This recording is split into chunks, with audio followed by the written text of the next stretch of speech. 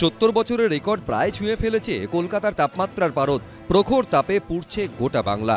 জরুরি কাজে রাস্তায় বেরোনো মানুষজন গরমে কাহিল। জেলাতেও একই ছবি, জরুরি প্রয়োজন ছাড়া কেউই ঘরের বাইরে পা রাখছেন না। তীব্র গরমে কাবু ছোট থেকে বড়।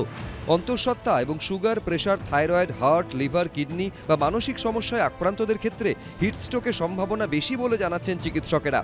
প্রচণ্ড গরমে সুস্থ থাকতে বেশ কিছু পরামর্শ দিয়েছেন চিকিৎসকেরা। তারা বলছেন, ডিহাইড্রেশন এড়াতে পর্যাপ্ত পরিমাণে জল খেতে হবে টাটকা মৌসুমি ফল, পরতে হবে শরীর ঢাকা হালকা সুতির জামাকাপড়, বাইরে বেরোলে সঙ্গী হোক ছাতা, চোখে দিতে হবে ভালো রোদ চশমা, রোজকার খাবার হবে হালকা। এই টেম্পারেচারটা অনেকটা আমাদের উত্তর ভারতের মতো বা পশ্চিম ভারতের মতো শুষ্ক। দেখবেন ঘাম হচ্ছে না খুব একটা বেশি দুপুরবেলায়, লু বইছে। এতে কি হবে, মানুষ বোঝার আগেই শরীর থেকে ইনসেন্সিবল লস, অর্থাৎ বুঝতে পারবে না, শরীর থেকে জল বেরিয়ে যাবে।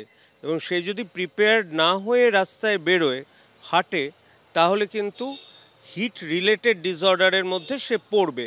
যে ফ্লুইডটা বেশি করে খাওয়াবেন, বাচ্চা যদি ঘেমে থাকে ঘামা জামা কত করে খুলে দেবেন, ফ্যানের নিচে বা এসির নিচে বাচ্চাকে রাখবেন, রোদে কিন্তু একদম খেলতে বেরোবেন না। তাপমাত্রার পারদ রেকর্ড ছাড়ালেও ঘরে বসে থাকার উপায় নেই অনেকেরই। বাইরে বেরোলেই থাকছে অসুস্থ হয়ে পড়ার আশঙ্কা। গুরুতর অসুস্থতাকে এড়াতে বেশ কিছু উপসর্গের দিকে নজর রাখতে বলছেন চিকিৎসকেরা। তারা বলছেন, প্রচণ্ড মাথা যন্ত্রণা, মাথা ঝিমঝিম, প্রচণ্ড গরমেও ঘাম না হওয়া, লাল গরম ও শুষ্ক ত্বক, মাংসপেশিতে দুর্বলতা, বমি ভাব, বুক ধড়ফড়, শ্বাসকষ্ট, আচরণে অসংলগ্নতা, হাঁটাচলায় ভারসাম্যহীনতা, খিঁচুনি, সংজ্ঞাহীন হয়ে যাওয়ার মতো উপসর্গ থাকলে দ্রুত রোগীকে হাসপাতালে নিয়ে যাওয়ার পরামর্শ চিকিৎসকদের। কমব্যাট করার অনেকগুলো উপায়ের মধ্যে ফার্স্ট রাস্তা হচ্ছে যে ডাইরেক্ট এক্সপোজার টু সানলাইটটা অ্যাভয়েড করবেন।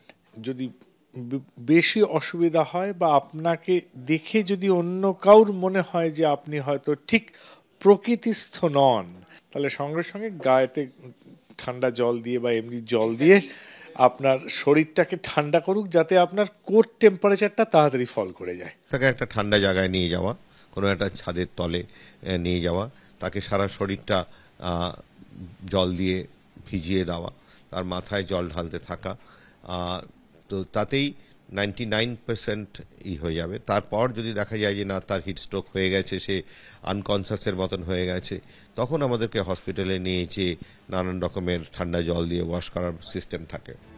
একে পারদ ঊর্ধ্বমুখী, তার উপর আর্দ্রতা, সব মিলিয়ে দিনভর গলদঘর্ম অবস্থা মানুষের।